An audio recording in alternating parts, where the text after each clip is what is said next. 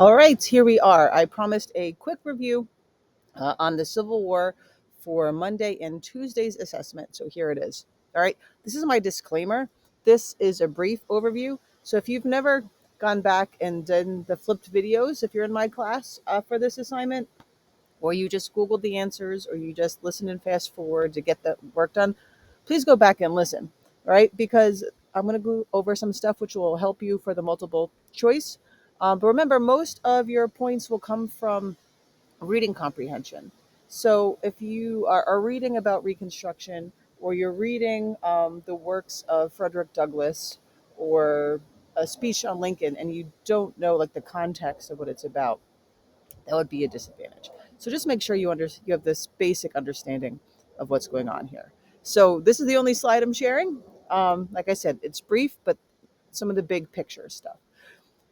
Make sure you know what we spent so much time leading up to the Civil War, all those things that led up to it. Remember, it wasn't caused by the events in the weeks or months leading up to it, but actually in the years and decades, right? We saw as Western expansion was happening, as slavery, the tensions were increasing with, from the Missouri Compromise to the Mexican War to Scott v. Sanford, how the abolitionist movements of John Brown, right? How all this was increasing tension. And then we have Lincoln elected president in 1860, and immediately you get a lot of southern states who didn't cast any electoral votes towards him start taking some action. And you have states that start to succeed, with South Carolina being the first. Remember, Lincoln never thought that they even had a constitutional ability or right, if you will, to succeed. But that didn't start the war right away. The war doesn't actually start until a battle at Fort Sumter, which was in, once again, South Carolina, right? Once the war starts, what happens, right? Well, first thing is the Confederacy, right? And please remember, Confederacy is the South, the Union is the North, right? Don't mess that up. The Confederacy, well, they also need to have their own government, right? They need their own president, and they do all those things. And their president is Jefferson Davis. Um, and things start moving. And we have advantages and disadvantages for the North and advantages and disadvantages for the South. There are two videos on that, right? They're brief ones. You may want to go over some of them. Uh, for example, the Union, even if you just look at a map, or if you compare like where we live to what you think of as the South, that doesn't mean there's no cities or urban areas in the South, especially today. But at the time, there was a lot more industry in the North, right? The North was popping out like 90% of the actual goods um, in the North, a lot more railways, about four times the population. Um, all those, you know, uh, things that really helped them out. That doesn't mean that it was going to be easy, right? The South had a lot of advantages as well. Much of the war was fought on Southern territory, and you had a group of, the population was very passionate and motivated to defend this territory, right? They weren't just like, no big deal, whatever, right? So you had people willing to fight. As a whole, the people of the South were more experienced with firearms. That's an advantage in war, right? And the people of the South also, in general, had more experience with horses. Of course, people in the North rode horses, right? But when the days before cars and stuff, that's going to give you advantage when that's how you have to move things. So, you know, it didn't look like it was just going to be easy for the North by any means. The South also had great military leaders, right? The North was sort of shuffling through leaders, especially in the beginning. Lincoln was not really satisfied with what they were doing, whereas the South had many experienced leaders, right? You might want to go over them as well. I mentioned Longstreet. I mentioned Stonewall Jackson, who unfortunately for him died from friendly fire. I saw a trumpet that was played when he was killed or something. It's in some museum. You can ask me about it later. That's not the point here. Um, Robert E. Lee was their commander in chief.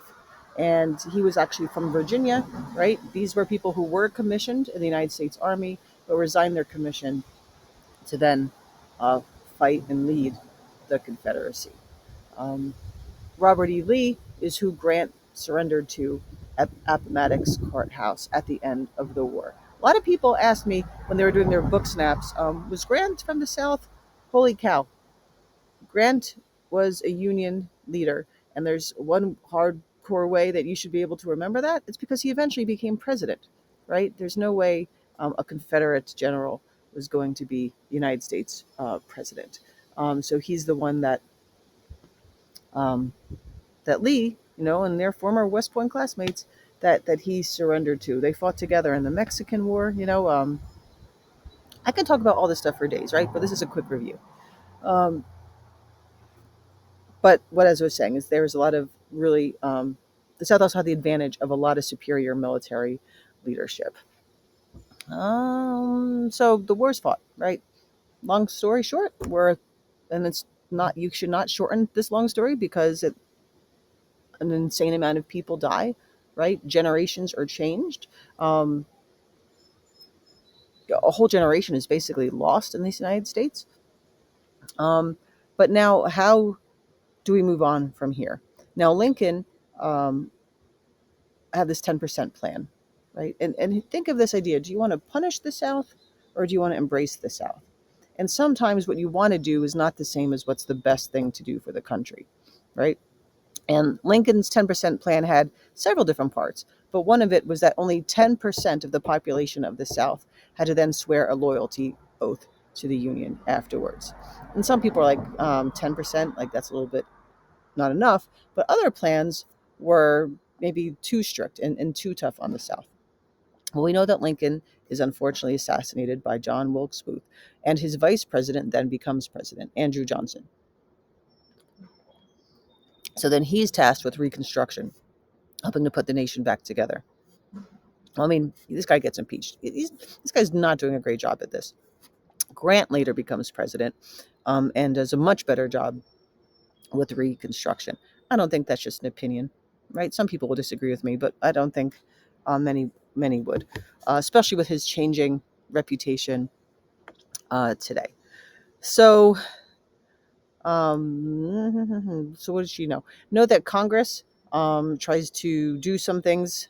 Um, there's a lot with Reconstruction, right? We have the military zones and all that, but look at what Congress tries to do, right? They created the Freedmen's Bureau, right? How to help with freed slaves that now have a whole new world, a whole new set of circumstances, and how should that transition go? You have the Civil Rights Act of 1866, the Reconstruction Act of 1867, but that doesn't mean everything is, perfect or great. Um, how do you fight Jim Crow laws in the South? How do you fight the social movements of like the KKK in the South, right? Um, and no, it's not perfect, right? And that's what you'll see as you get into US2 a little bit next year, and hopefully you'll go over a lot of these things with Reconstruction as well. Some other things to keep in mind: the Reconstruction amendments that were added to the Constitution.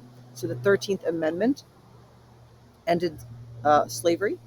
The 14th Amendment has many parts, but it also gave people, especially now freed blacks, or really all African Americans in this country, the right to due process and equal protection under the law, which is used, years later in the 1950s to end school segregation, right? And you also have the 15th Amendment, which gave black men, really all men, but it was geared towards now expanding the right to vote to black men as well. Women still couldn't vote for many more decades.